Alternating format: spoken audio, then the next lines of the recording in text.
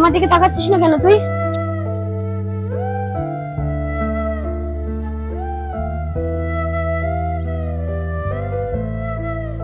কি হয়েছে তোর?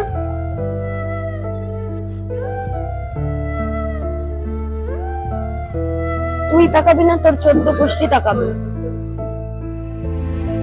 আমি তোর সঙ্গে আর এই সম্পর্কে থাকতে চাই না।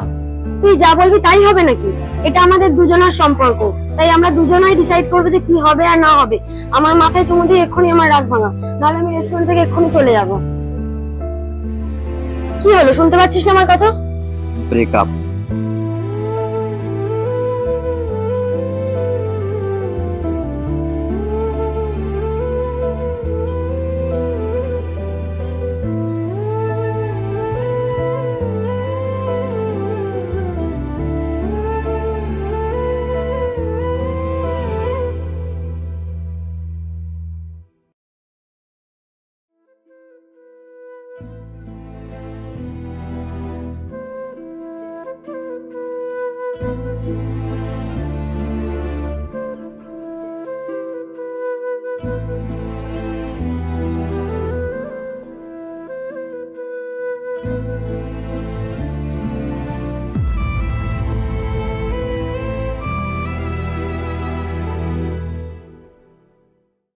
হ্যালো।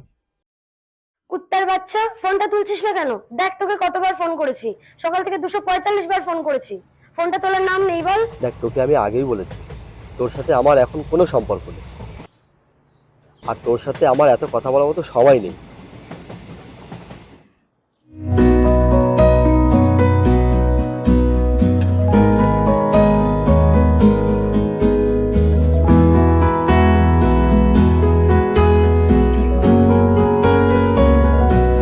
তোমায় যত গল্প বলার ছিল, তোমায় যত গল্প বলার ছিল, সব পাপড়ি হয়ে গাছের পাশে ছড়িয়ে রয়েছিল। দাওনি তুমি আমায় সেসব কুড়িয়ে নেওয়ার কোনো কারণ, প্রেমে পড়া বারণ, কারণে অকারণ। ওই মায়া চোখে চোখ রাখলেও ফিরে তাকানো বারণ, প্রেমে পড়া বারণ।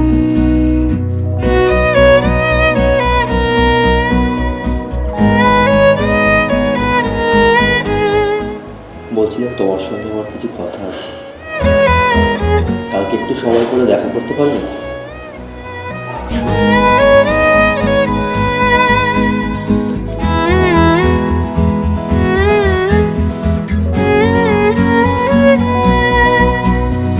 প্রেমে পড়া বারণ।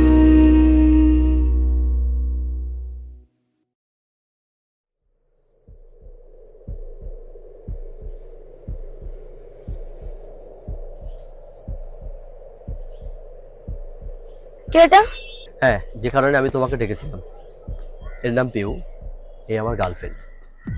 দেখো, তোমার সঙ্গে আমার যে সম্পর্কটা ছিল, তার আগে আমার সঙ্গে এর সম্পর্ক ছিল।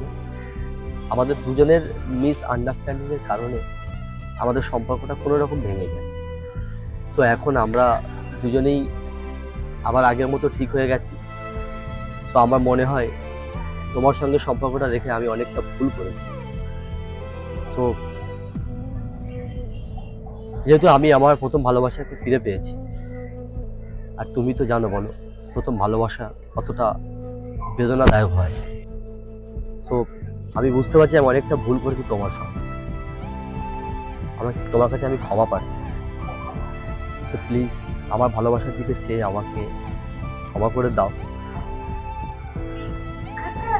কোনো ব্যাপার না, হ্যাপি ম্যারেড লাইফ।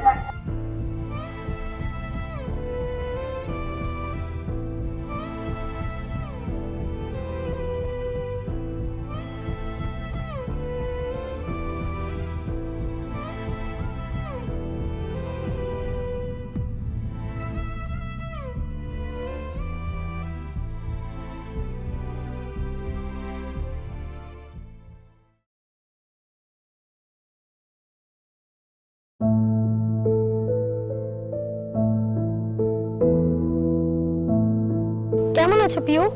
ভালো আছি। সে কোথায়? কই তাকে তো দেখতে পাচ্ছি না। শোনো, তোমার সাথে আমার কিছু কথা আছে। আরমানদা আমার বয়ফ্রেন্ড ছিল না।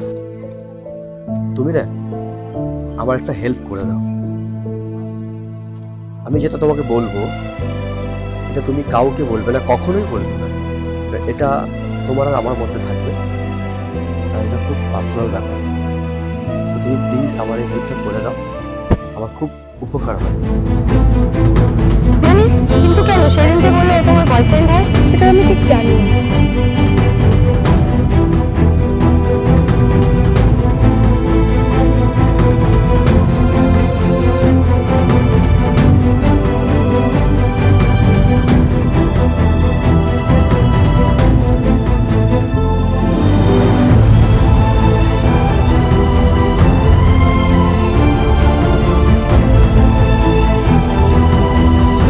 আমি তোমাকে মন থেকে অবহেলা করে দূরে সরিয়ে দিতে চাইনি, কিন্তু কি করব বলো, এই পৃথিবী যে আমাকে আর তোমার হয়ে থাকতে দিল না। দেখুন, আপনার সমস্ত রিপোর্ট তো দেখলাম, বলতে খুবই খারাপ লাগছে, কিন্তু কিছু করার নেই। আপনার দুটো কিডনি সম্পূর্ণই খারাপ হয়ে গেছে, কিন্তু ঈশ্বর ছাড়া আপনাকে কেউই বাঁচাতে পারবে না। আমরা তো ডাক্তার, ঈশ্বর নয়, কিন্তু আপনার হাতে সময় খুবই কম আছে।